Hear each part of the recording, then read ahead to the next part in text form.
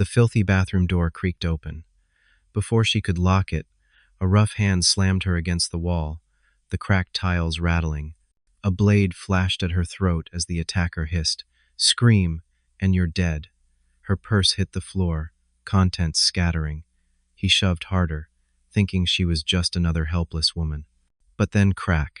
Her knee drove into his ribs. The knife clattered away. His eyes widened in shock as a police badge slipped from her shirt, gleaming under the flickering light. Who exactly had he just attacked? And what secret mission was this woman hiding? If you want to know what happens next, stay with me until the end of the video. Don't forget to hit the subscribe button on Justice Voice and turn on the notification bell. That way, every thrilling and surprising story will always reach you. The sun hung high over Charleston, casting a sharp glare across the cobblestones of Meeting Street. It was the kind of summer afternoon that made the air feel thick, as if even the breeze had given up the fight. Tourists moved in waves through the Charleston city market, their voices rising and falling like the tide. Vendors called out their specials, baskets of peaches, shrimp and grits served hot, hand-woven sweetgrass baskets stacked high on wooden tables. The mix of fried food, roasted peanuts, and the metallic scent of old iron from the market's beams created a pungent perfume that clung to the heat. Detective Angela Brooks kept her head low as she stepped into the crowd. To anyone watching, she was just another shopper, a woman in a pale yellow sundress, carrying a worn leather handbag. Her steps were unhurried, her sunglasses hiding eyes that scanned every corner with practiced ease. Beneath the casual look, however, her pulse carried the steady rhythm of a mission. She had spent the past 6 weeks embedded in Charleston, living like a stranger in her own country, chasing whispers of a gang that thought themselves untouchable. Angela moved through the throng with a kind of silent purpose. She didn't look at the police cruiser parked blocks away, or at the man pretending to read a newspaper near the fountain. She didn't have to. Those were her allies, shadows in plain sight. Her assignment today was simple on paper, but she knew well enough that paper never captured the danger of real life. A contact had tipped her team that the Salt Wharf crew planned to pass sensitive information at the market, something about payments, protection, maybe even names. Whatever it was, the evidence could tie the crew directly to extortion across the district. The market was noisy, but beneath the chatter, Angela felt the undercurrent of unease. She knew what she was walking into. This wasn't just a market stall transaction. It was a test, a bait, maybe even a trap. She adjusted her handbag slightly, feeling the weight of the Kimber pistol tucked discreetly inside, its presence a reminder of both comfort and risk. Alongside the gun sat a tiny recording device, its light blinking softly under the flap. Every detail mattered. Every moment could shift the course of the case. As she passed a stall of shell jewelry, Angela caught a glimpse of herself in the reflection of a glass case, a woman blending in, but not entirely. Her father's words echoed in her memory, words spoken decades earlier in their small kitchen when she had announced she wanted to be a cop. "You carry 2 things with you always, Angie," Henry Brooks had said, his voice calm but firm. "The weight of the badge, and the weight of the people who count on it." Today she carried both, heavier than ever. The crowd thickened as she neared the narrow passage leading to the public restrooms at the far corner of the market.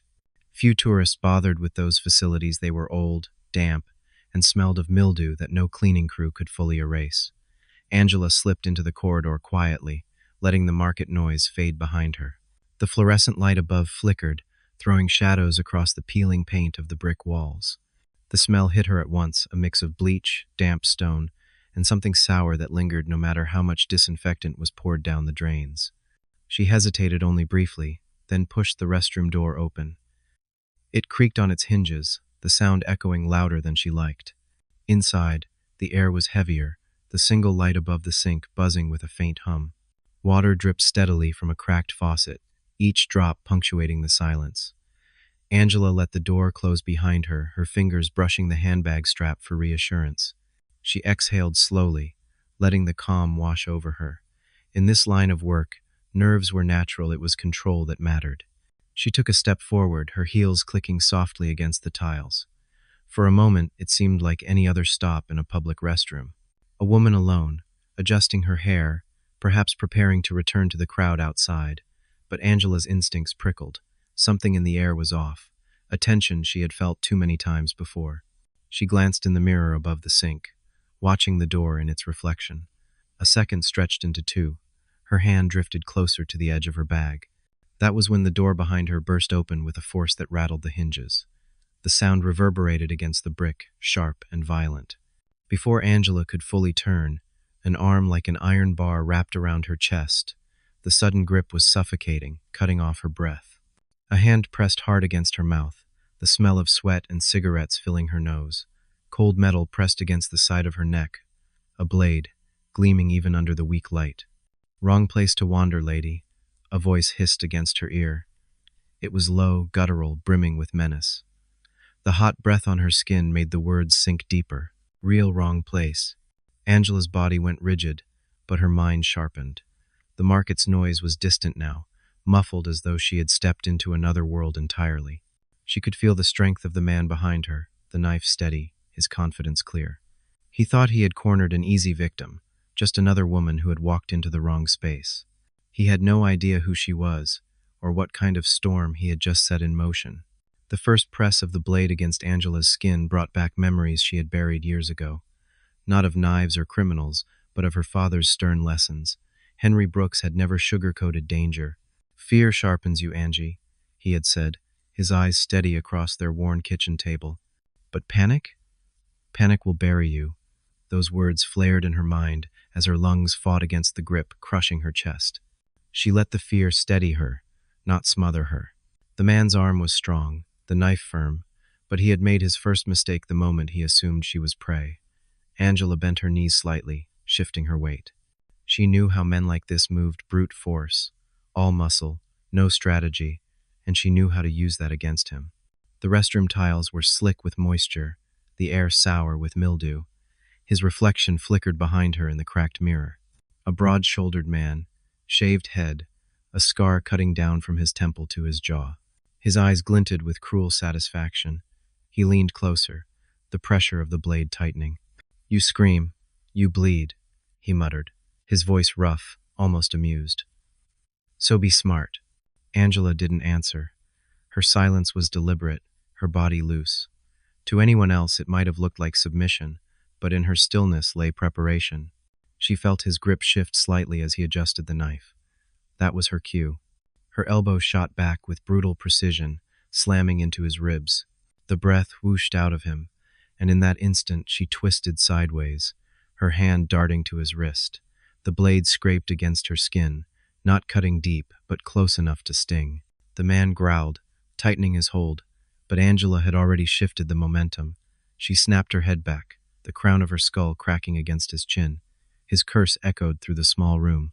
The fight was a storm of motion and noise, the clang of the knife striking the sink as she forced it loose, the grunt of bodies colliding against tile and porcelain. The old pipes rattled violently, a spray of water bursting from the cracked faucet as Derek Vance, though Angela didn't yet know his name, slammed backward into the wall. He swung wildly, fist aiming for her temple, but she ducked low, driving her knee upward with all her strength. The strike landed square in his midsection. He folded, gagging, but his rage was far from spent. Angela could feel her pulse hammering, each heartbeat loud in her ears. This was the razor's edge where one mistake meant disaster. She wasn't fighting in a training gym with padded mats. Here the floor was slick, the walls unforgiving, and the knife could reappear in his hands at any moment. He lunged again, shoulder first, tackling her toward the stall doors. The flimsy metal shuddered under the impact, the latch snapping as they crashed inside. Angela's back hit the partition, pain flaring across her spine, but she didn't let it slow her. She kicked upward, her heel connecting with his jaw. The crack rang out, sending his head whipping sideways. "Who the hell are you?" he snarled, spitting blood, his eyes wild. He wasn't used to resistance, that much was clear. Angela didn't answer. Instead, she shifted quickly, grabbing the handbag that had slid against the tiles. As she pulled it close, something slipped out of her pocket, her badge, glinting under the flickering light. It clattered to the ground, spinning once before lying still. For a second, the fight froze. Derek's eyes fell on the badge, and his entire expression changed. The cruel smirk vanished, replaced by shock. His breathing hitched, his grip faltered. "Cop," he whispered, disbelief dripping from the word. His face twisted, fear and fury colliding. You set me up. You. Angela didn't give him time to finish. In one smooth motion, she reached into her bag, fingers closing around the cool steel of her pistol. The Kimber emerged with silent authority, the barrel leveling directly between his eyes.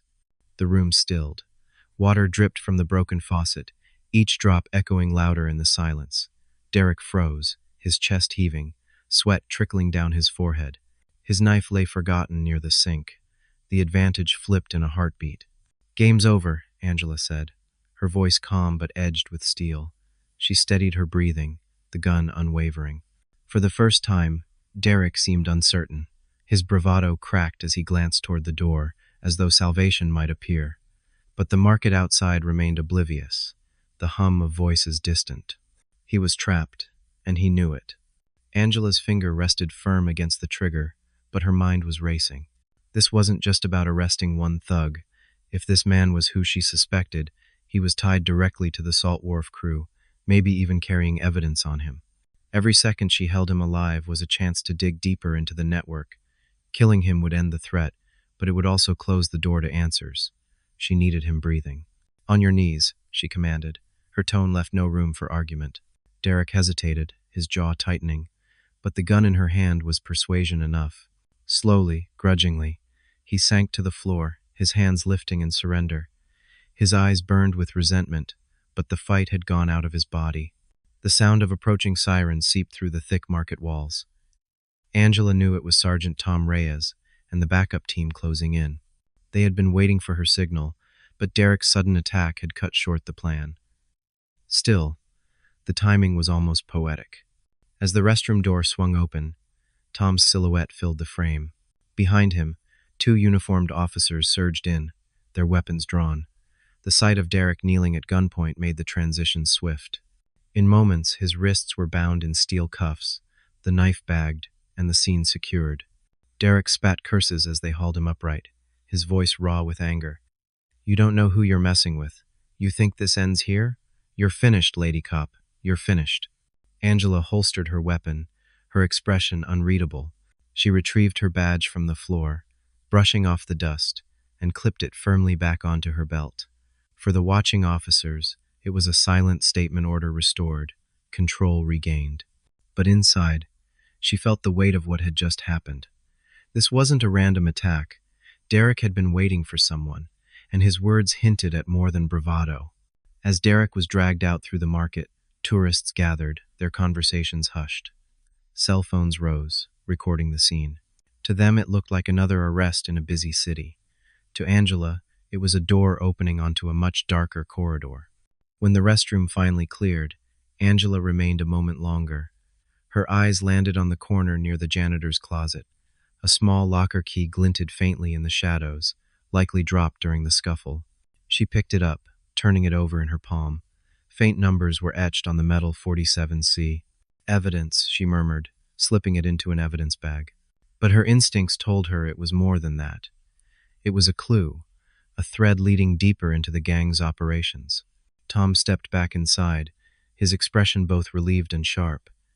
"You all right?" he asked quietly. Angela nodded, though the adrenaline still surged in her veins. "I'm fine, but this isn't over." Tom followed her gaze to the key, his brow furrowed. "What do you think it opens?" "Something they don't want us to find," Angela said. Her tone carried the quiet certainty of a hunter who had just caught the scent of prey. As they left the restroom together, the late afternoon light washed over them, heavy and unforgiving. The market had resumed its rhythm, vendors calling out again, children laughing near the fountain. But beneath the surface of that normalcy, Angela knew the city was hiding rot. The Salt Wharf crew was just the beginning. The key in her pocket was proof that the shadows stretched further than anyone had admitted. That night, as she drove through the quiet streets toward her father's home, Angela replayed the fight in her mind. She remembered the strength of Derek's hold, the weight of the knife, the look in his eyes when he saw her badge. She remembered his words a threat, but also a promise of more to come. And she knew, with the clarity of a soldier before battle, that Charleston was about to become a war zone of its own kind. The summer night in Charleston was quieter than the day, but Angela felt no peace. She drove slowly, window cracked to let in the scent of salt air. The small evidence bag with the locker key sat in her cup holder like a message she had not yet opened. Her mind replayed the scuffle in the restroom, Derek's stunned eyes when her badge hit the floor, his threat as he was dragged out. "You're finished." Men like him didn't say words like that without someone behind them. She pulled into her father's driveway, a small house off Highway 17. The porch light burned as always, a beacon Henry Brooks never failed to keep lit. Inside, he was waiting in his recliner, quilt over his legs, the muted ball game flickering on the screen. "You look like you wrestled a bear," Henry said. "Close," Angela answered, setting her bag down. She pulled out the evidence bag. "Found this during the fight. Locker key, 47C. "Marina," Henry said, squinting. "Those old dry dock lockers. What's in it?" "I'll find out in the morning," Angela said. He gave her the same look he had given her as a girl before a tough basketball game. "Patience wins more battles than speed. Don't let adrenaline fool you." "I hear you, Dad." Sleep came late, uneasy, full of half-dreams. By dawn, she was dressed and gone, coffee in a thermos and a quick text to Sergeant Tom Reyes. "Meet me at Pier B. 30 minutes. Unmarked." His reply, "On my way. Keep it quiet." The marina was gray in the early light. Boats rocked gently, gulls circled overhead, and the rows of metal lockers stood like tired sentinels. A man in a hoodie leaned against a piling, cigarette glowing. Angela noted him without staring. Tom arrived soon after, his sedan parked at an angle with a clear view. He lifted a coffee cup, casual but watchful. Angela walked slowly along the row. Locker 47 stood near the end, paint-chipped, latch stiff. She crouched, slid the key in, and opened the door just enough to smell oil and old paper. Inside was a small green tackle box with an envelope taped to the lid. Her pulse quickened. She peeled the envelope off, slipped it into her jacket, then opened the box. Inside lay a prepaid phone with the battery removed, a folded map with red circles near the waterfront, a roll of small bills, and beneath those, a black USB drive taped flat. She pocketed the phone, map, and USB, then returned the box exactly as she'd found it. Walking back to her car, she caught the hoodie man glance up, his neck tattoo visible. He pretended to check his phone, but his body language screamed attention. Tom's voice whispered in her earpiece. "He's watching you." "Let him," she murmured. "We'll lose him later." She and Tom regrouped at an empty church parking lot. There, Angela revealed the finds. Tom whistled low. "Salt Wharf crew doesn't get this organized on their own." "Exactly," Angela said. "Someone bigger is cleaning their tracks." They took the USB to a trusted spot, a back room in a computer repair shop owned by a retired cop. No networks, no paper trail. Angela scanned it for traps, then opened the folders. Inventory, donors, maintenance. In donors, spreadsheets listed market vendors, booth numbers, and amounts paid. A column labeled LM, repeated often. Tom muttered, "Laura Mitchell?" Angela shook her head. "No, too obvious." "This is someone in city services. Permits, inspections, waste pickup, the initials are a cover. Maintenance held photos of alleys and docks, time-stamped during odd hours. Inventory listed shipments most normal, but some coded, special storage, freezer parts, cash only. Enough to hint at smuggling layered inside legitimate trade. One last file, an audio recording. A seasoned, older voice said, "You'll have your window, but no more knives in bathrooms. Too messy, too many variables." A younger voice protested, "She's a cop, and undercover. We weren't told." The older voice, calm, almost bored, "You were told to follow the schedule." The clip ended. Angela and Tom exchanged a glance. The voice carried authority, the kind that lived in boardrooms, not back alleys. From the envelope she had pocketed, Angela pulled a photocopy of a city directory. Several names were circled, with a handwritten note at the bottom. "Pick one who likes boats." "Harbor Authority," Tom said. "Or Water and Waste," Angela added. "Someone who can walk the docks without raising questions." They brought the material to Captain Laura Mitchell in her office. She listened, stone-faced, as they laid out the evidence. When the audio played, her jaw clenched, just once. I'll get you a voice match quietly, she said. No trace, and I'll pull utility permits myself. If someone is signing off fake inspections, it'll be there. Angela nodded. We keep the circle small. If this leaks, everything dies. Mitchell agreed. But keep your father safe, Angela. If they know you're close, they'll look for leverage. Angela froze. Then she remembered the call she had missed during the drive back. Her father's number. She dialed immediately. Henry picked up on the second ring. You still upright? He asked. I'm fine. You? I'm fine too, Henry said. Then his voice lowered. But there's a sedan parked 2 houses down. Doesn't belong. Rental sticker. Out of county plates. Angela's grip on the phone tightened. Stay inside, Dad. Lock the door. I already did, he said with a dry chuckle. Old soldier's habit. She exhaled. I'll send a patrol by. Quiet. Just enough to make him leave. Henry paused. Angie, don't let this thing eat you. Remember, even wars end. She swallowed hard. I'll remember. That night, Angela sat in her car overlooking the harbor, the USB drive still heavy in her pocket. The city glittered, tourists laughed on the boardwalk, and boats swayed gently. But beneath the calm surface, she knew currents pulled hard, political, criminal, personal.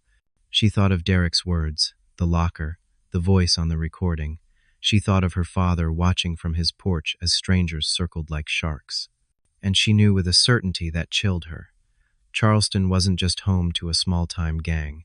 It was sitting on top of a machine far larger and far more dangerous than anyone had admitted. And she had just put herself in its path. Charleston City Hall looked harmless from the outside. White columns, neat hedges, a flag snapping in the humid breeze. To tourists, it was another stop on the walking tour, a pretty piece of Southern history. To Angela Brooks, standing across the street with a coffee cup in her hand, it was a hive, and she didn't yet know which bees stung the hardest. She had spent the night listening again to the recording, trying to catch something in the cadence of the older man's voice, not the words, but the pauses. Men who spoke like that had spent years on podiums, maybe in hearings, maybe at ribbon cuttings. That ruled out muscle. This was someone who signed papers, not broke jaws. Someone circled in red on that city directory page. By mid-morning, Angela and Tom were sitting in Captain Mitchell's office. Mitchell's blinds were drawn, her desk cluttered with 2 cups of black coffee and a stack of files. She looked tired, but her eyes were sharp. I had the voice run, Mitchell said without preamble.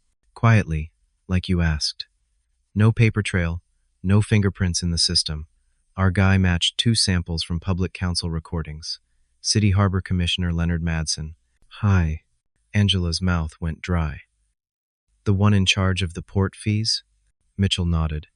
And access permits and warehouse inspections. If anyone can grease the wheels for Salt Wharf crew, it's him. Tom let out a low whistle.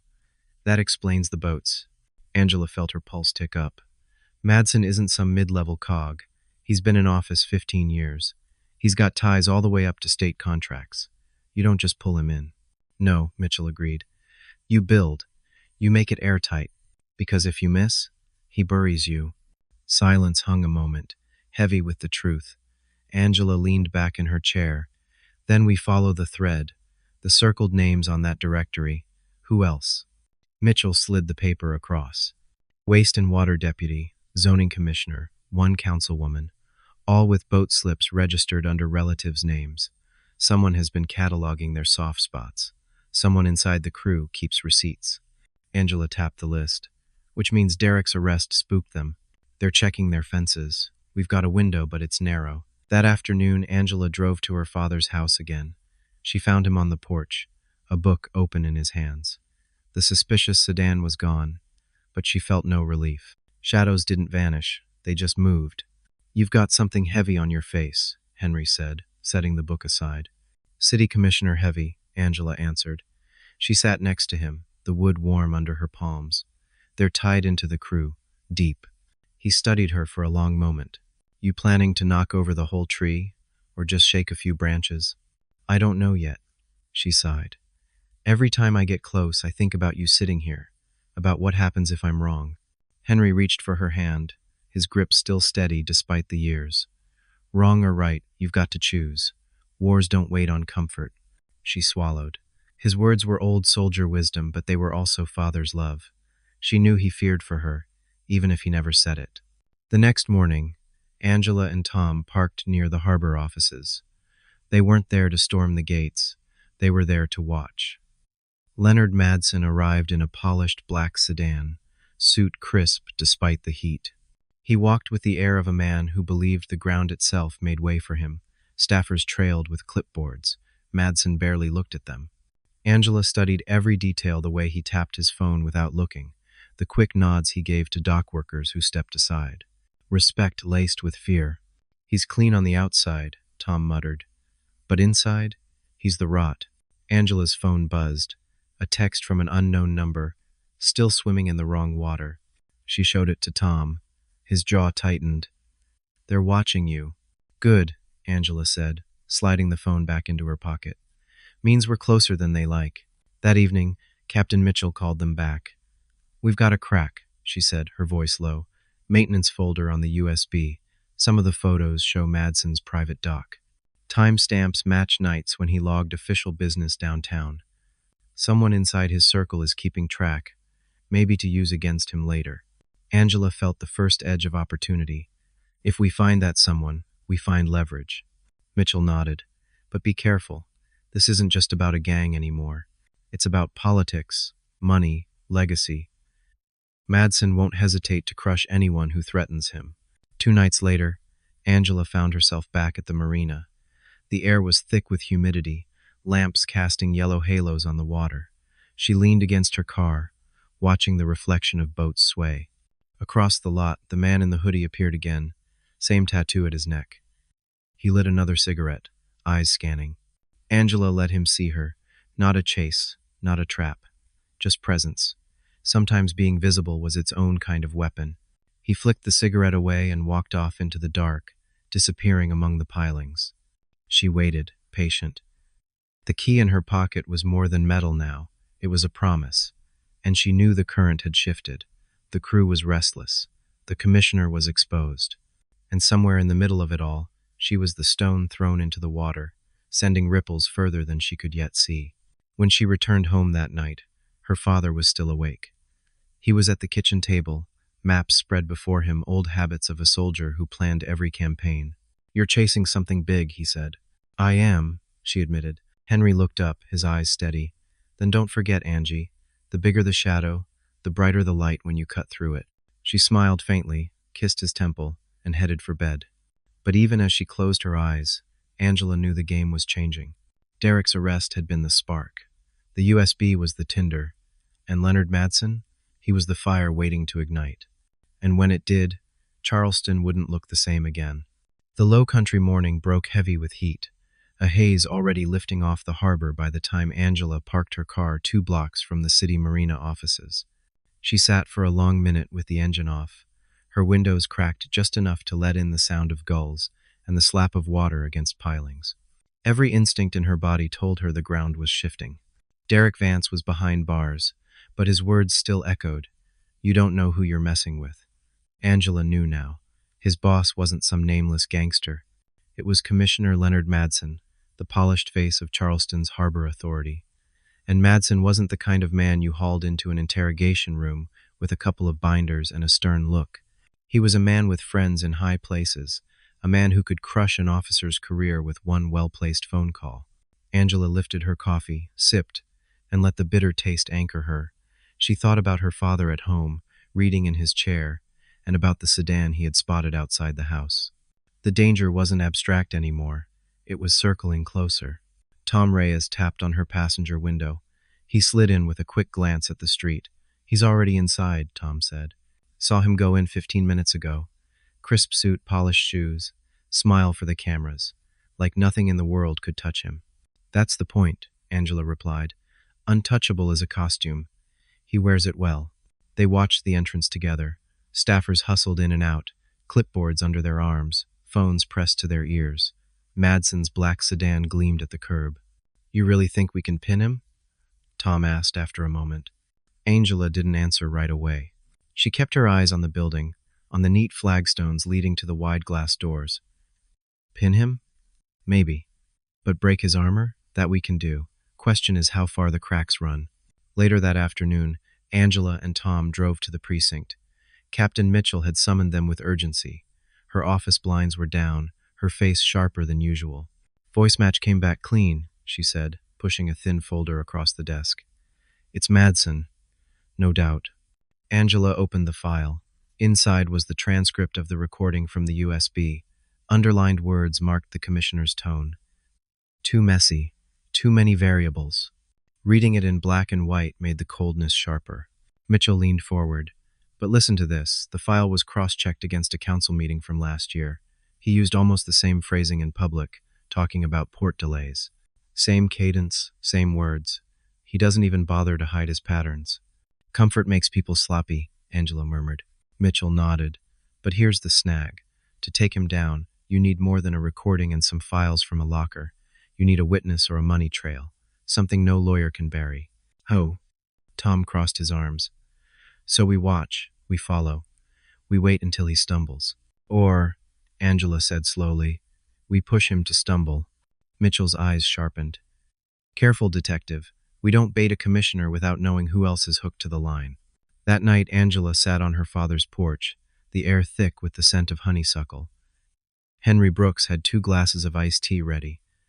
They sat in silence for a while, cicadas humming in the trees. You've got the look, Henry said finally. The one you had before every game in high school, like you were already running the plays in your head. Angela smiled faintly. Difference is, this game doesn't have a clock, and the other team cheats. Henry took a slow sip of tea. Then you make the court yours. That's what I told you back then, isn't it? You can't control the refs, but you can control your ground. Angela nodded. His words always came back when she needed them. Dad, she said after a pause, if anyone ever comes near you, you call me first, before you call anyone else. He looked at her, steady and proud. You don't worry about me. You focus on the fight you're in. But Angela did worry. She couldn't help it. The shadows had already brushed too close to her father's doorstep. The next morning, Angela and Tom positioned themselves near Madsen's private dock. They had confirmed from the USB photos that he used it often, usually under the cover of night. But this time, just after dawn, his sleek powerboat pulled in, gleaming white against the blue water. Madsen himself stepped off, sunglasses on, phone pressed to his ear. Angela snapped photos from a distance, careful to angle them through the reflection of a shop window. She caught him greeting a man in a gray suit, briefcase in hand. The two shook hands like old partners. Tom muttered, "That's not a fisherman." "No," Angela said, lowering her camera. "That's a bagman." They watched as the man in the gray suit handed Madsen the briefcase. No money changed hands in the open, no obvious envelopes. But the symbolism was clear. Business done. Angela's phone buzzed again. Another text from the same blocked number. "Still in the wrong water. Don't drown." She pocketed the phone, jaw tight. "They're warning me off." "Or taunting you," Tom said. "Either way," Angela replied, "they know I won't stop." By the end of the week, the tension in Charleston was a living thing. Angela could feel it in the way strangers looked too long, in the car that idled near her father's street 2 nights in a row, in the silence that fell when she walked into certain rooms at City Hall. The Salt Wharf crew wasn't just rattled, they were adjusting. Captain Mitchell called another meeting. "We're closing in," she said, voice clipped. "But Madsen's no fool. He knows Derek's arrest shook something loose. He's tightening his circle." Angela laid the USB and the map on the desk. "Then we widen ours. These red-marked spots, warehouses near the old rail spur. We put eyes there, see who comes and goes." Tom added, "And the prepaid phone. We still haven't powered it on. Whoever's on the other end might be waiting." Mitchell considered. "We light it up tomorrow, in a Faraday cage. If it pings, we'll trace who it calls." Angela nodded, but her mind was already running ahead. She thought about Derek's fear, about the man in the hoodie, about the commissioner's smile, and she knew the current was only growing stronger. That night, back at her father's house, Angela found Henry asleep in his recliner, the quilt pulled up to his chest. She watched him for a long moment, the lines of age on his face softened by sleep. This was what she fought for, not just justice, not just law, but the quiet dignity of people who deserve to live without fear. She turned off the TV, draped another blanket over him, and stepped outside. The street was still, but in the silence, she felt it the eyes. Somewhere, someone was watching. She couldn't see them, but she could feel their presence like the shift of air before a storm. Angela straightened her shoulders, her badge heavy at her side. She whispered into the night, not for anyone to hear, but for herself. "You picked the wrong city. You picked the wrong cop." And with that, she went back inside, ready for whatever the morning would bring. The next morning broke with thunderheads far out at sea. Gray clouds lined along the horizon. Charleston stirred as always, delivery trucks rattling over cobblestones, vendors setting up at the market, gulls wheeling overhead. But Angela felt a different kind of pressure in the air. Today, the prepaid phone would speak, and she wasn't sure what kind of answer it would give. She met Tom Reyes at the precinct's basement, where Captain Mitchell had arranged for a makeshift lab. The room was small, windowless, its walls lined with metal lockers and evidence boxes. On the table sat a Faraday cage, a steel mesh box with thick shielding. Inside lay the cheap prepaid phone, still rubber-banded with its battery. Mitchell entered, her heels sharp against the concrete. She carried 2 cups of coffee and a folder under her arm. "We ready?" she asked, setting the drinks down. Angela nodded, though her pulse quickened. Tom gave a thin smile, like kids waiting for fireworks. Mitchell's expression stayed flat. "Fireworks can burn the wrong people. Let's keep our distance." Angela opened the cage carefully. She slipped the battery into place, pressed the power button. The phone buzzed alive, its screen flickering with a cheap blue glow. No password, no frills. Just a bare list of contacts and a call log. Immediately, the monitor outside the cage lit up, tracing signals. "It's pinging," Tom said, "trying to connect to a tower." Angela scrolled through the contacts. Only 3 numbers were saved, all listed under single letters, LDH. Her breath caught. Derek, Leonard, and H. Who? Mitchell leaned over. "Anything in the call log?" Angela tapped the screen. Dozens of calls, all within the past month.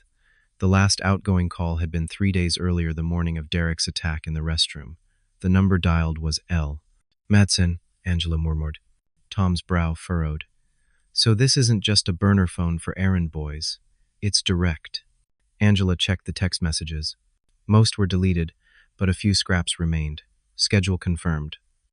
Delivery Wednesday. Check waste pickup times. Another simply read, "Too hot. Stay low." Mitchell snapped the folder open. Inside were copies of inspection schedules from the city's sanitation department. "Matches what you just read," she said. "Waste pickup at the docks. They're moving product in garbage trucks. Nobody looks twice." Angela felt the weight of it settle. Drugs, maybe weapons, maybe worse, hidden inside municipal systems. That was how the Salt Wharf crew stayed alive. They weren't just a gang. They were parasites inside the city itself. The prepaid phone buzzed suddenly. A call was coming in. All 3 of them froze. The screen showed only 1 letter, H. Angela's hand hovered. If she answered, she risked blowing cover. If she ignored it, they lost a thread. She looked at Mitchell. The captain gave a single nod. Angela tapped accept and lifted the phone to her ear. She didn't speak. A voice came through, low and impatient. Male, maybe mid-40s. "Lockers compromised. Tell Madsen we're shifting the drop. Pier 34, midnight. And burn this number after." The line clicked dead. Angela lowered the phone slowly. The room was silent except for the hum of the lights. "Pier 34, Tom repeated. Mitchell's eyes narrowed. "That's an old freight pier, barely used since the renovations. Perfect place for a quiet handoff." Angela set the phone back in the cage. "They don't know who has it yet. That's our window." The day crawled forward with the weight of preparation. Angela spent the afternoon mapping the pier. It was long and narrow, with rusted cranes and stacks of shipping containers left to decay. Few security cameras, fewer lights. Midnight there would be black as a cave. She and Tom planned angles of approach, fallback routes, and signals. Mitchell kept the wider team in the dark, trusting only a handful. "We can't risk a leak," she said. "If Madsen's got eyes inside city services, he might have ears in the department too." By evening, Angela drove home to see her father. She found Henry in the yard, watering his small patch of tomatoes. He looked up, eyes narrowing. "You've got that look again." Busy night ahead, Angela said. She hesitated before adding, Dad, I need you to stay inside tonight. Lock the doors, keep the phone close. Henry turned off the hose, wiping his hands on a rag. You expecting company? Not for you, she said softly, but I don't like the shadows circling. He studied her, then gave a small nod. You go do what you have to. I'll hold the fort. She squeezed his shoulder, grateful for his steadiness. But as she drove away, her chest tightened. The circle was closing, and she knew her father was part of the collateral they'd try to use. Near midnight, Angela crouched in the shadows of Pier 34, the air heavy with the smell of diesel and brine. Tom was 2 containers over, his silhouette faint against the steel. The night was quiet except for the lap of water and the creak of old wood. At 11:58, headlights swept across the lot. A truck pulled in sanitation department logos painted neatly on the side. The very system meant to keep the city clean now rolling up to do its dirtiest work. Angela watched as 3 men climbed out. They moved like professionals, scanning the dark, one carrying a crowbar. The truck's back doors swung open, revealing crates stacked tight. Then another car pulled in sleek, dark, expensive. Leonard Madsen stepped out, his suit immaculate despite the hour. He moved with confidence, as though the night itself bent around him. Angela's stomach twisted. Here was the man whose voice she had listened to over and over. The man whose calm words had ordered her death in a bathroom stall. The men carried 1 crate forward, setting it at Madsen's feet. He flipped the lid open. Inside, Angela caught the glint of packaged bundles, plastic-wrapped, brick-shaped, drugs. Cocaine, if she had to guess. Enough to poison half the city. Tom's voice murmured in her earpiece. We've got him, Angie. Pictures, video, the whole setup. Let's move before they close it up. But Angela didn't move. Something held her still, the knowledge that this was bigger than 1 crate, bigger than 1 night. If they rushed, they might grab drugs, maybe a few henchmen. Madsen would lawyer his way out before sunrise. No, she whispered. We wait. We follow the chain. 1 night's shipment won't bury him, but the network will. Hebley. She kept her lens steady, recording every second as Madsen closed the crate, nodded, and gestured for the men to load it back. The truck rumbled to life, heading toward the city. Angela exhaled, her heart hammering. She had just stared down the man at the center of it all, and he hadn't known she was there. But as the vehicles pulled away, her phone buzzed again. Another blocked text appeared on the screen. Your father's porch light is still on. Sweet, isn't it?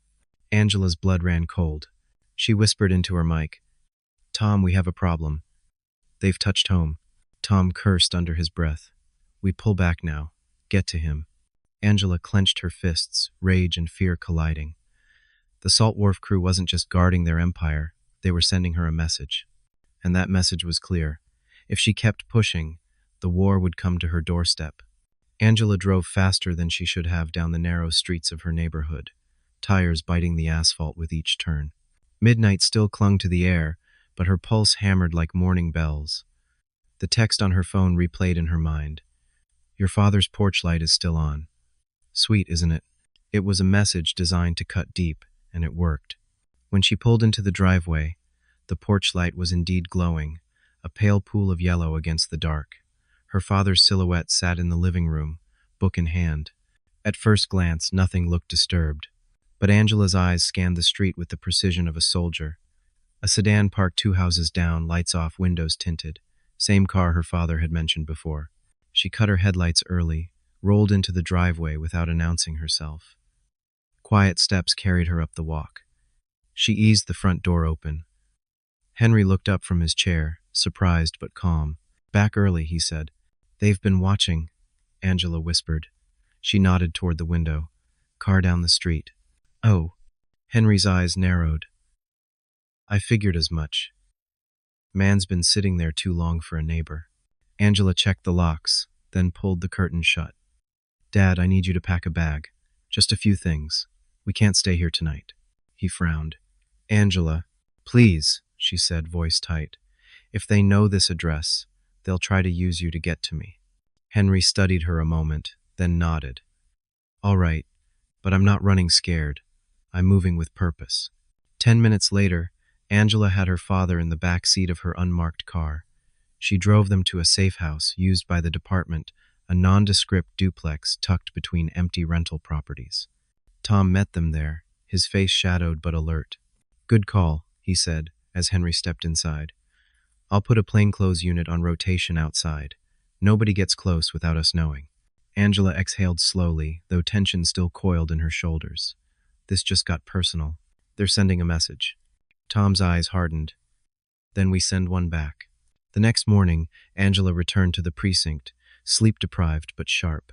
Captain Mitchell was already waiting in her office, a fresh set of files spread across the desk. "Pier 30, 4 confirms our suspicions," Mitchell said. "The crates were drugs. DE tested samples overnight, high-grade cocaine, imported in bulk. This isn't just local racketeering. It's international supply chains." Angela rubbed her temples.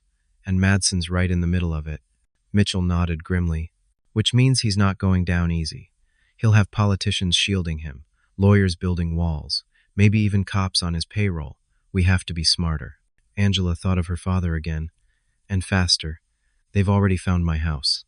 Mitchell's jaw tightened. "We'll increase protection. But understand this. The more we dig, the more desperate they'll become. Desperate men are unpredictable."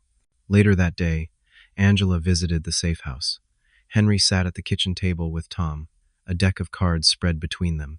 Her father looked up, relief flickering in his eyes, though he masked it quickly. "You always bring work home," he teased gently. Angela smiled faintly. "I'll make it up to you when this is over." Henry leaned closer, voice low. "They're testing you, Angie, trying to see if you'll flinch. Don't give them that." She squeezed his hand. "I won't." That night, Angela sat alone in her car overlooking the harbor, the city lights shimmering on the water. She thought about the case, about the evidence piling up, the USB, the phone call, the crates of drugs.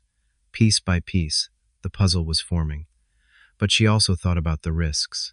Each move forward pulled her family deeper into the crosshairs. Her phone buzzed again. Another blocked message. "You still breathing, detective? Brave or stupid?" Angela tightened her grip on the phone. She didn't reply. Not yet. Words were easy, proof was harder, and she was determined to gather enough proof to bring the entire rotten structure down. But in the quiet of her car, she whispered a promise to herself. "You won't scare me out of this. Not now, not ever." The war had come to her doorstep, but Angela Brooks had no intention of stepping back. The shadows were closing in, and she would meet them head-on. The plan came together in the cramped conference room behind Captain Mitchell's office, where the air smelled like old coffee and dry erase markers. Angela stood by the board with a marker in hand, drawing the pier like a spine, long, narrow vertebrae of stacked containers and rusted cranes branching off to either side. Tom leaned against the table, arms crossed, eyes following every line. Captain Mitchell watched with the still attention of someone who has seen good plans and bad luck collide too many times. "We're not raiding," Angela said. "We're recording. We let them run their routine. Then we tag the players in order: drivers, couriers, handlers. Then Madsen's point man. We need the chain, not just a single link." Mitchell nodded, tapping a folder. "We've got a covert camera kit from DEA, button-sized lenses. No radio chatter near the pier, no loud teams. 4 plainclothes posted beyond sightlines, and 1 boat 200 yards out with a long lens." Tom lifted a brow. "And the bait?" Angela sketched a small rectangle on the map of the pier. "Here, we stage a decoy crate to look like overflow, and we plant a tracker in the real shipment when they pop the lid. If they move it to a second location, we follow. The minute cash changes hands, we log time, faces, plates." Mitchell's mouth thinned. "You understand you're walking the edge of entrapment arguments." "We don't push them," Angela said. "We stay out of the way. We watch them do what they already do." Mitchell glanced between them. "Then do it clean. And detective, keep your father off your mind when you're out there. Split focus gets good cops hurt." "I hear you," Angela said. She did not add that the porch light in her father's texted threat had burned behind her eyelids all night. They rolled out near dusk. The harbor wore that copper glaze Charleston gets just before the day folds, a slow burn across still water. Angela and Tom arrived early to place the tiny cameras, one behind a bent conduit pipe, one in the torn rubber of a loading bumper, one high on a crane ladder where no one would think to look. Each lens blinked once on the monitor feed, sharp and steady.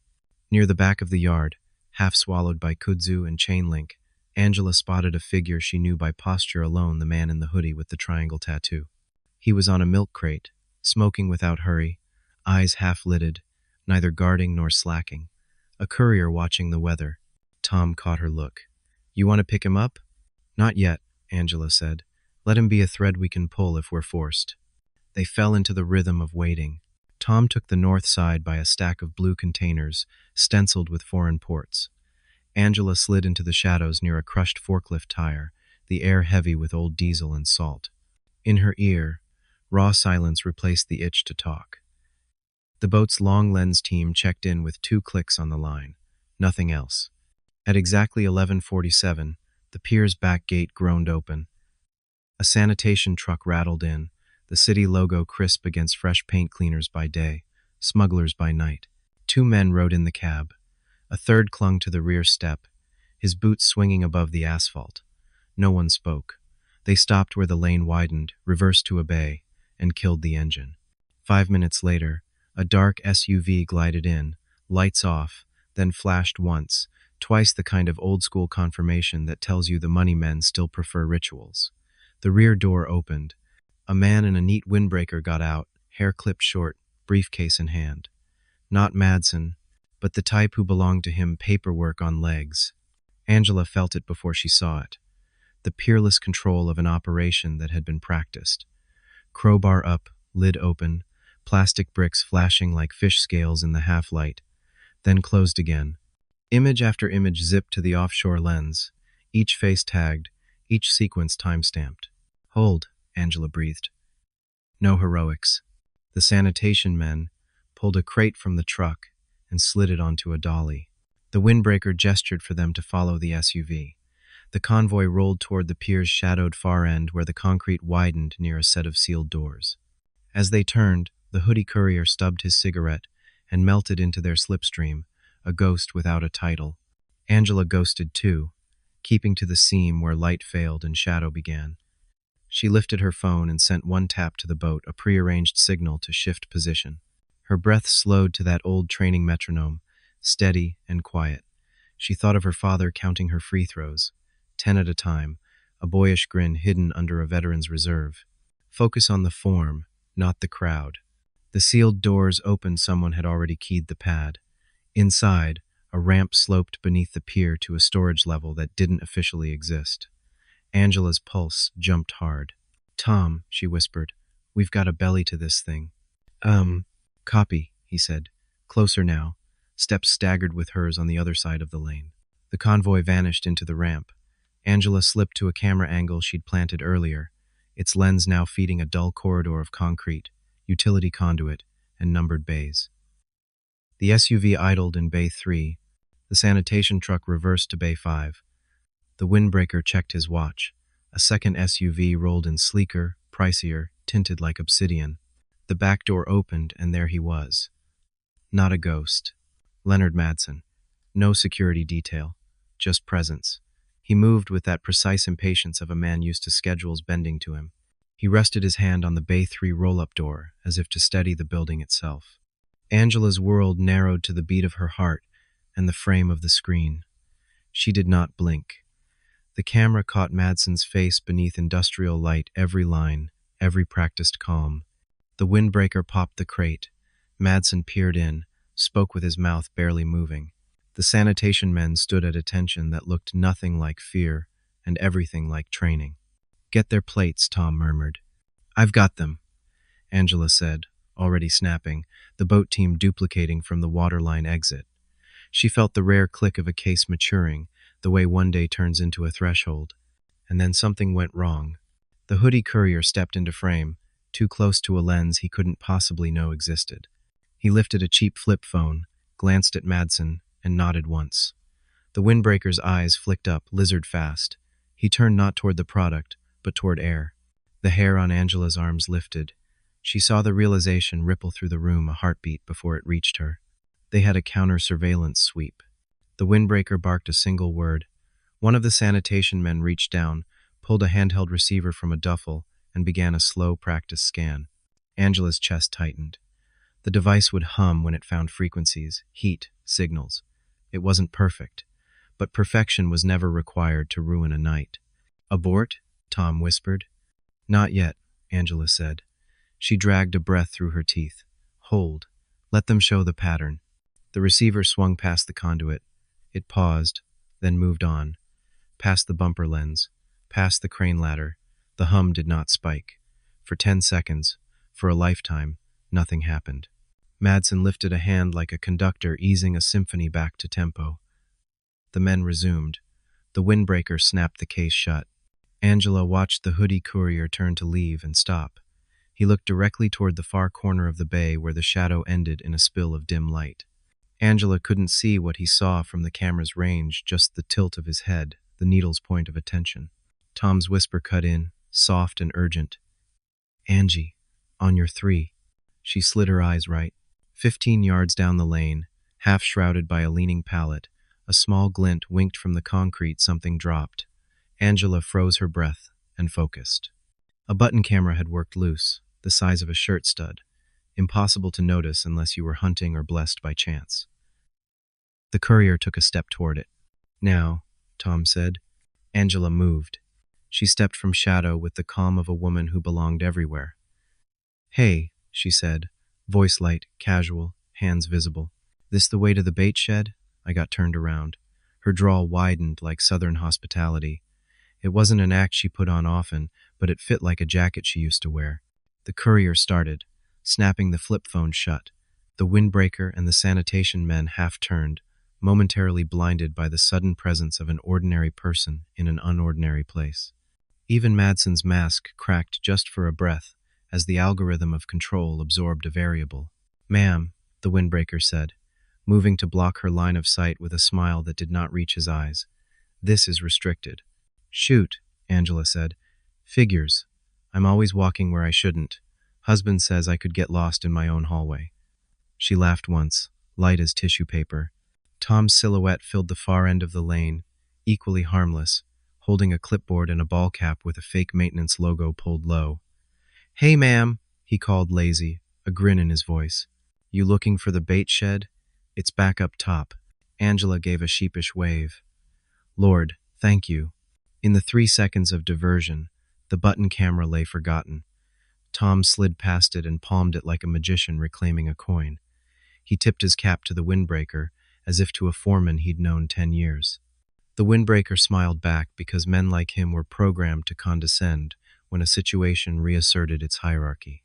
Angela backed away, all apologies, turning at a pace that neither hurried nor lingered. She could feel Madsen's eyes on her shoulders. She did not give him hers. Outside, the night's breath felt cooler than before. She and Tom met at the shadow line, neither speaking until the lane swallowed their footsteps. "That was too close," Tom murmured. "Close as a mile if we get what we came for," Angela said, though her palms were damp. "Did the boat team catch the underbay entrance?" "Clean. And we got plates and faces with timestamps. Enough to start warrants that matter." They reached the end of the pier as the convoy emerged, no faster than it had entered. Serenity rehearsed to the last wheel turn. The hoodie courier peeled off and disappeared toward the derelict sheds along the fence. Angela watched him go and made a decision. "I'm going to flip him," she said. Tom shot her a look. "Tonight?" "Soon. He's not muscle. He's insurance. Insurance cracks when the house starts to shake." They didn't speak of the porch light or the text, but both felt its heat. Back in the unmarked, Angela watched the piers shrink in the rear view, the cranes like crooked fingers against a bruised sky. She thought of her father's steady hand over a cracked map, of quiet porches and the ritual of locking doors, of people who believed in rules because rules protected them once. She thought of men like Madsen who wore rules like a suit. "Lines," she whispered almost to herself. Tom glanced over. "What lines?" "The ones we draw," she said. "Between watching and acting, between warning and war. Tonight we drew one. Next time we cross it." "Soon," Tom said. "Soon," Angela agreed, and the city lights slid past like a river of small, stubborn stars. Angela chose a place that smelled like coffee and bacon grease. the kind of diner where a man could be invisible if he wanted to be. The Blue Heron opened before dawn and kept a radio low behind the counter, old country songs mixing with the rattle of plates. She slid into a booth with her back to the wall and a view of the door. Tom took a stool near the pie case, just another customer in a ball cap. At 6:22, the hoodie courier walked in. No hoodie now, a washed gray t-shirt, cap pulled down, the triangle tattoo at his neck, like a warning he seemed too tired to give. He scanned the room without meaning to, eyes landing on exits, on faces that lingered. Habits like that get built slowly and break even slower. Angela stood, gentle and direct. "Coffee's on me," she said. "Sit a minute." He hesitated, then slid into the booth across from her. Up close he looked younger than she'd thought, late 20s maybe, skin worn thin by bad sleep. The waitress poured coffee and left without asking for an order. Angela waited. The silence made room for his choice. "You're a cop," he said finally. "I'm a person," she answered. "And a cop. You're a person and a runner. We both know the ground we're on." He snorted, but the deflection didn't stick. "You going to cuff me in front of the eggs and pancakes?" "Not today," Angela said. "Today I'm offering a door." He stared into the steam of his cup. "What kind of door?" "The kind that keeps you breathing," she said. "Your name?" He didn't give it. She nodded like that was expected. "All right, I'll call you Jackson. Jackson, I know you were under the pier. I know who signed the permits that made that room real. I know a truck full of poison leaves that plays twice a week tucked behind a city logo. You carry messages between men who won't say each other's names on the phone. That makes you useful to them and valuable to me." He lifted his eyes. There it was, the flicker of survival, the calculation men make when they realize the fence they've straddled is starting to buckle. "And what do you want, detective?" "Schedules," Angela said. "Names tied to faces. Where the cash settles and who lifts it off the table. You help me put light on it, and I keep you off the slab." She paused. "And I make sure the people you care about aren't leveraged." His mouth twitched. It wasn't a smile. "You think I have people?" "Everybody does," she said. "Even if it's just one." The radio behind them rolled into a hymn sung slow and low. The waitress set down toast and jam they hadn't ordered. Jackson buttered a corner with hands that had carried more than breakfast. "I don't wear wires," he said. "I'm not asking you to," Angela answered. "Not yet. I'm asking for truth I can verify without getting you buried. Give me something small I can check today. If it holds, we build from there." He looked at the clock over the door, at Tom pretending to admire a lemon meringue. "Madsen sends a briefcase to a place called Greenleaf Storage," Jackson said, voice barely above the radio. "Unit C, 12. Friday nights after the bars close. He likes late." A woman handles the lock-up red hair, drives a dented Camry with a church sticker. Money goes in, then out again within 12 hours to a foundation downtown. Youth Maritime Engagement. Sounds clean. Angela didn't let the relief show. A testable lead. "How do drops shift if we spook a site?" "2 backup spots," he said. "One at a seafood distributor with busted freezers. One under the bridge by the old ferry ramp, in a maintenance bay only harbor staff can open." He swallowed coffee like a man trying to steady his hands. "I never touch the bricks. I move words. That's the only reason I'm still upright." "You're still upright because you see the storm coming," Angela said, "and because you came to this booth." She slid a napkin across the table. On it, a number written in pencil and a word. "Lantern. If you're in danger, you text that word. I'll come. No lectures, no delays." Jackson pinched the napkin between 2 fingers like it might burn him. "What happens to me if you win?" "You breathe easier," she said. "Maybe in another city for a while. Maybe with a job that doesn't get you killed for being late." He huffed a laugh that carried more hurt than humor. "And what happens if you lose?" Angela didn't look away. "I don't plan to." A semi rolled by outside, rattling the window. Jackson finished the toast in 3 bites, stood, and left a crumpled bill by the plate, like he owed the room something. At the door he paused. "My mother likes boats," he said without turning. "She thinks they make the world gentler. That foundation, she believes in it. Don't make her collateral." "I won't," Angela said. He nodded once and was gone. Tom slid into the booth. "You believe him?" "I believe he wants a tomorrow," Angela said. That's enough to start. By afternoon, Greenleaf Storage gave them a stage set straight from Jackson's sketch. Unit C12, Camry with a church sticker, a woman with dyed red hair, and a clipboard. Angela and Tom watched from 2 lanes over as the briefcase arrived with the same neat windbreaker from the pier. No cash flashed. Doors opened, doors closed. Paperwork was exchanged like blessings. Foundation filings, Tom asked. Already in motion, Angela said. Captain Mitchell had a clerk in records cross-checking grants and donations with city permits. If Madsen had built himself a halo, he'd pinned it with public money. Angela's phone buzzed. A text from an unknown number. Lantern. Her chest tightened. She opened the thread. They're asking about the diner, the message read. Someone saw me talking. They think you're squeezing couriers. They're moving the Friday drop to tonight. How fast can we spin this? Tom asked. Angela was already dialing Mitchell. Faster than their courage, she said. Then, lower, a promise to herself and the city that had taught her how to stand her ground. And we keep the people who still believe in porch lights out of the dark. The call to Captain Mitchell lasted less than 2 minutes, her voice tight but decisive. We can't mobilize a full team tonight without eyes turning our way. Keep it small, keep it quiet. If the lead is good, we document. If it's bait, we walk. Angela ended the call and sat in the dim glow of the storage facility's streetlights. The Greenleaf storage units stretched in neat rows, their roll-up doors painted green and white, the paint chipped in places by years of salt air. The place looked ordinary, but Angela's gut told her nothing about the night was ordinary. Tom sat in the driver's seat, binoculars in hand. If Jackson's right, we're about to see where the money breathes. Or where it strangles, Angela replied. She checked her pistol, then slid the phone into her jacket pocket. The word lantern was still on her screen, a reminder that the man she'd flipped was already under suspicion. She had to make his risk worth it. At 11:07, a car rolled up the dented Camry Jackson had described. The red-haired woman stepped out, her clipboard tucked under one arm. She moved with the rhythm of habit, unlocking Unit C12, checking the padlock twice before sliding it upward. The fluorescent light inside flickered on, spilling across the pavement. 5 minutes later, the black SUV arrived. The same windbreaker stepped out with his briefcase. No hesitation, no conversation, just a nod as he passed the case to the woman. She opened the unit, placed the briefcase on a metal shelf, and scribbled something on her clipboard.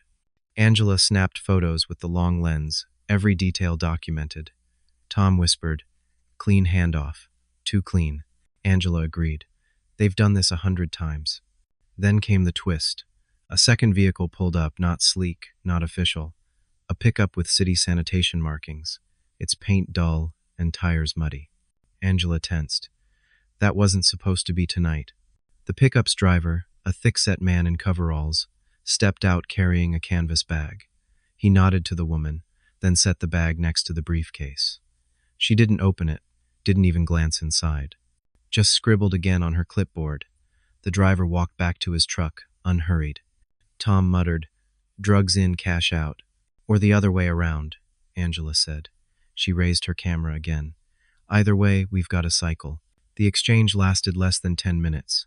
The SUV pulled away, the pickup followed, and the woman rolled the door down with the same practiced calm. She double-checked the lock and drove off in her Camry, taillights fading into the night. Angela exhaled. "We've got them."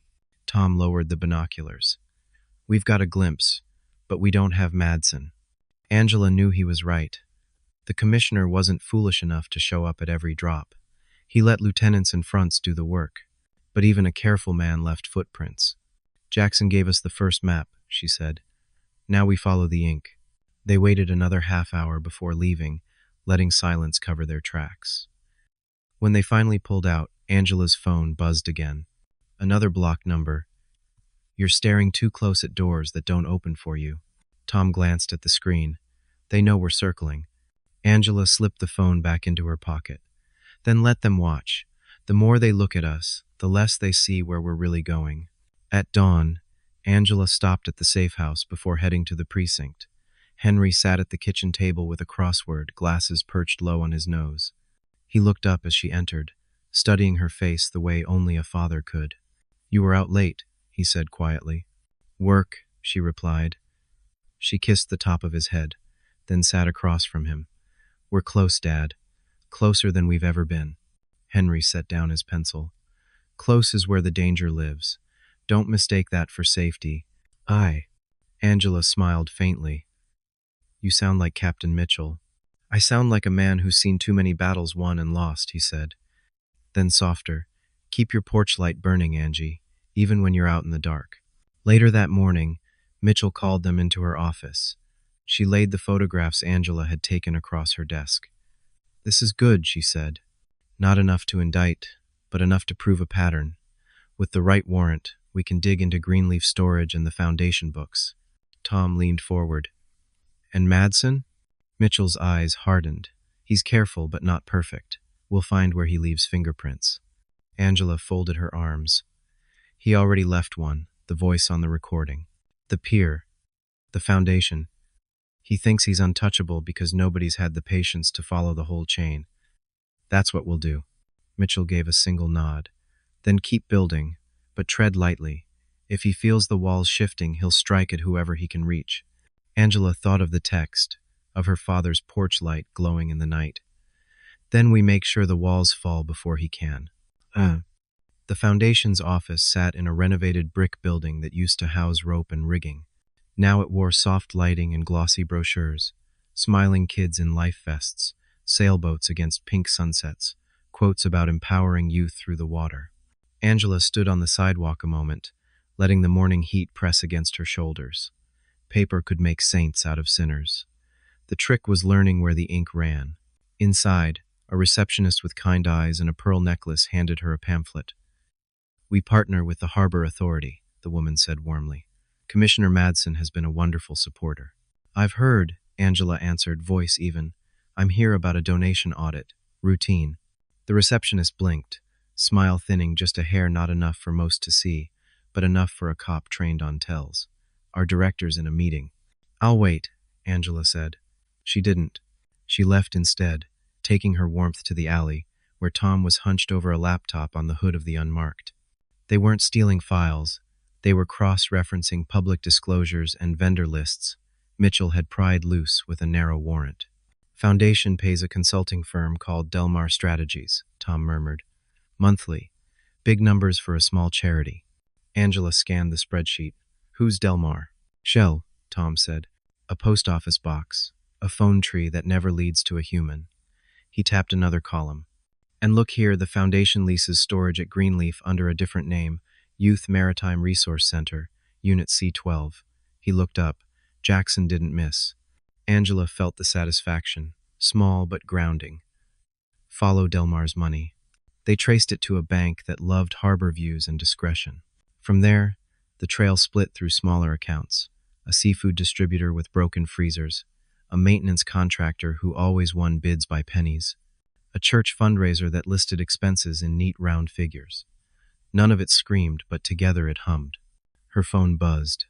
A single text from Jackson. They're asking who you talked to at the diner. I didn't give them a name. I told them you already had one. Angela typed back. Stay routine.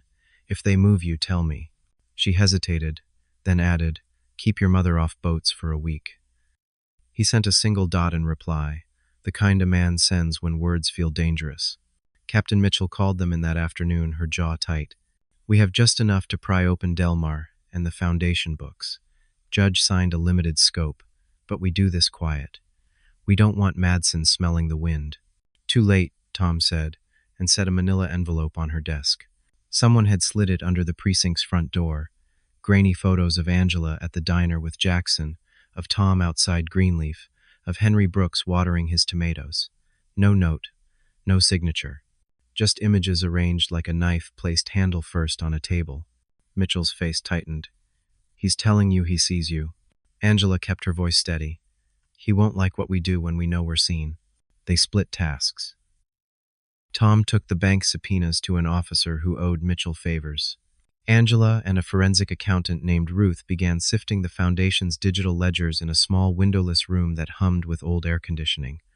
Ruth had the calm of a church treasurer and the eyes of a hawk. She clicked through line items and receipts with the patience of a woman who had balanced books during raising teenagers. "See here," Ruth said, pointing at a flurry of payments labeled boat maintenance, every third Friday, identical amounts, no invoices attached. "Oh, masking transfers," Angela said. Ruth nodded. "And here youth scholarships. But the names are initials, not kids. That's not how scholarships work. Someone's laundering stipends to lieutenants." By late afternoon, patterns lined up like fence posts. Angela felt the shape of the machine, not just greed, but a system that had learned to look legitimate long enough to pass inspection. Her phone buzzed again. Another blocked number. Porch lights don't keep storms away. A second followed. Seconds later, a photo of her father's safe house street. Empty, quiet, the kind of stillness that made the skin crawl. Angela stood so fast her chair scraped. "I'm stepping out," she told Ruth, then strode into the hall and called the safe house. Tom answered on the second ring. "We're good," he said. "Two plainclothes parked. Your dad's napping. I just made coffee I shouldn't be trusted with." She let out a breath she didn't know she'd been holding. "Keep him close." Like a shadow," Tom said, gentler than he usually allowed himself to be. Back in the room, Ruth had found another seam. "Look at donations coming in the same week as shipments," she said. "Always a big anonymous gift after a pier night. It lands, then half routes to Del Mar within 24 hours.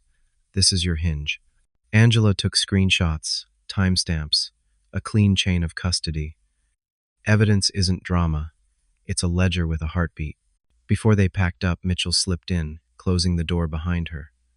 "We've got a problem," she said. "Somebody put in a request for your personnel file, detective. Anonymous tip line. They want your undercover history." She met Angela's eyes. "He's building doubt. If he can't discredit your evidence, he'll try to discredit you."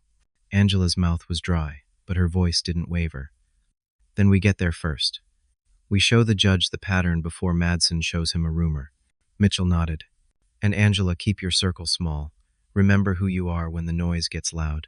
That night, Angela drove past her father's block without stopping, just to see the street with her own eyes. The porch light burned in the safe house window, a steady coin of gold against the dark. She thought about the values her father had handed down: patience, duty, the quiet work that nobody claps for. Paper halos could be peeled away. What mattered was the person under the light. She pulled over 3 streets away and wrote a sentence in her notebook, the one she kept for moments like this. "We win by making the truth simple enough to survive the storm." Then she started the car and turned toward the next day. The morning broke gray and wet, rain sliding down Charleston's narrow streets in sheets. Angela sat in her car outside the precinct, watching drops race across the windshield. She'd slept 3 hours, maybe less. The text about her personnel file still gnawed at her, not just because Madsen was circling, but because he was choosing his battlefield. He wanted to turn suspicion into a weapon. Tom slid into the passenger seat with a bag of bagels. He tossed one into her lap. "Eat. You look like you've been chewing gravel." Angela smirked faintly. "Thanks, partner." She took a bite, forcing herself to swallow past the knot in her throat. "Any word from Jackson?" "Quiet since last night," Tom said. "Might mean he's under tighter watch. Or it might mean he's scared." "Both are bad," Angela murmured. She started the engine. "Let's make it worse for Madsen instead." In Captain Mitchell's office, the team laid out their findings on the Foundation and Del Mar. Ruth, the accountant, had mapped every suspicious transfer, each one pointing back to the pier shipments. Mitchell's eyes narrowed as she flipped through the binders. "This is a lattice," she said. "One shove, and it could collapse. But we need the shove to come from inside. If a courier flips on record, we tie Madsen's voice to the paper trail." Angela nodded. "Jackson's already halfway there. But if they're sniffing around, we need to move before he vanishes." Mitchell tapped her pen. "Then we bait the net. We let them think they're watching you walk blind." Tom frowned. "You want to dangle Angela in front of Madsen's crew?" "No," Mitchell said, sharp. "I want her to make them think she's overextended. That way, when they try to squeeze, we're already in place." Angela leaned forward. "And where exactly is in place?" Mitchell slid a file across. Inside were aerial photos of the seafood distributor Jackson had mentioned. "This is their fallback site. Tonight you'll let yourself be seen checking it. Not too cautious, not too sloppy. If they bite, we trace the reaction. If they don't, we still plant cameras. Angela closed the file. You're asking me to step onto a stage without knowing who bought tickets. Mitchell's gaze didn't waver. That's exactly what I'm asking, and it might be the only way to draw Madsen's hand. By dusk, Angela found herself parked across from the seafood warehouse. The place smelled of brine and rust, gulls shrieking overhead as if they knew secrets humans couldn't. She adjusted her jacket collar and walked across the lot like she belonged, clipboard in hand, just an inspector, another cog in the city's machine. She felt eyes on her before she saw them. A man leaned against a forklift, cigarette glowing. Another stood near a loading dock, arms crossed, face shadowed by a cap. Neither spoke, but both watched. Angela jotted notes on the clipboard, calm and steady, then walked back toward her car. Her phone buzzed before she reached it, a blocked text, curious place for a detective to wander. Hope you locked your doors tonight. Her pulse thudded. She slid into the car, started it, and drove off like nothing was wrong. But inside, she knew the trap was closing. Madsen's circle wasn't just suspicious, they were bold enough to taunt her in real time. At the safe house, Tom waited with Henry. The old man sat at the table with his crossword again, but his pen paused when he saw his daughter's face. They pushed back, he said simply. Angela nodded. They're circling. We baited the hook, and they nibbled. Henry set the pen down. Then you better be ready when they bite. Angela squeezed his hand.